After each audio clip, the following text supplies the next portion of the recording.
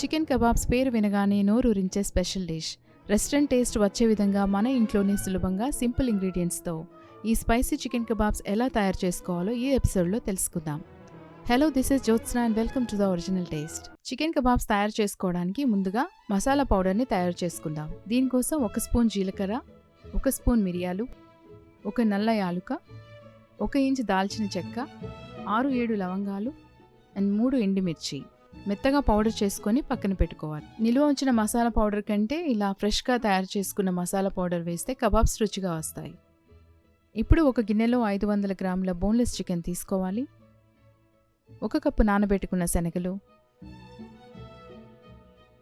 1 ఉల్లిపాయ ముక్కలుగా కట్ చేసినది, 1 టేబుల్ స్పూన్ అల్లం వెల్లుల్లి పేస్ట్, సరిపడినంత ఉప్పు, 1 టేబుల్ స్పూన్ కారం, 1/2 స్పూన్ పసుపు అండ్ మనం ముందుగా పౌడర్ చేసి పెట్టుకున్న మసాలా పౌడర్ వేసుకొని 2 బిర్యానీ ఆకులు, 1/2 కప్ నీళ్లు పోసి హై ఫ్లేమ్లో 5 మినిట్స్ మూత పెట్టి ఉడికించుకోవాలి.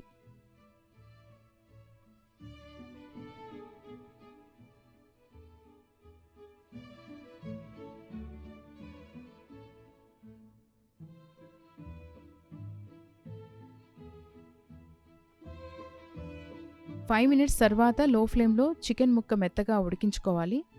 మధ్యలో అవసరమైతే నీళ్లు పోసుకోవచ్చు. చికెన్ మెత్తగా ఉడికిన తర్వాత నీళ్లు ఏమి మిగలకుండా చూసుకోవాలి. ఇప్పుడు 1/2 నిమ్మకాయ పిండుకొని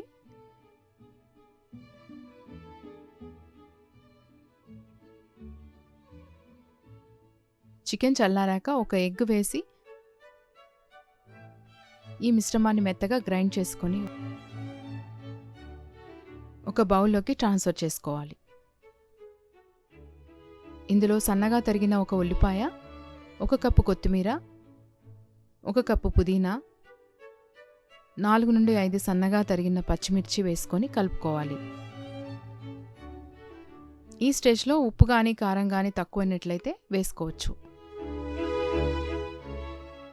చేతికి కొద్దిగా ఇలా నూనె రాసుకొని మనకు కావాల్సిన సైజులో కబాబ్స్ని చేసి పక్కన పెట్టుకోవాలి.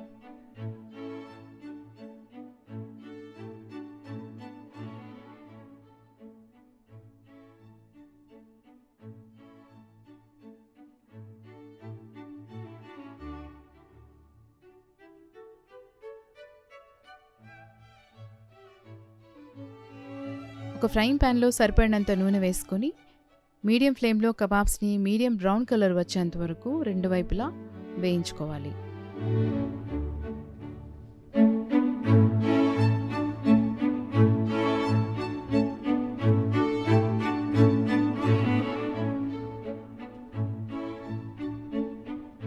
చూడండి, కరకరలాడే బ్రౌన్ కలర్ క్రస్ట్తో చికెన్ కబాబ్స్ రెడీ అయ్యాయి. చికెన్ కబాబ్స్కి కాంబినేషన్గా గ్రీన్ చట్నీ బాగుంటుంది. గ్రీన్ చట్నీ తయారు చేసే విధానం పైన లింక్ ప్రొవైడ్ చేయడం జరిగింది. ఇంట్రెస్ట్ ఉన్నవారు చెక్ చేయండి. ఇంకొక ఇంట్రెస్టింగ్ రెసిపీతో నెక్స్ట్ ఎపిసోడ్లో కలుసుకుందాం. అంతవరకు హ్యాపీ కుకింగ్. Thank you.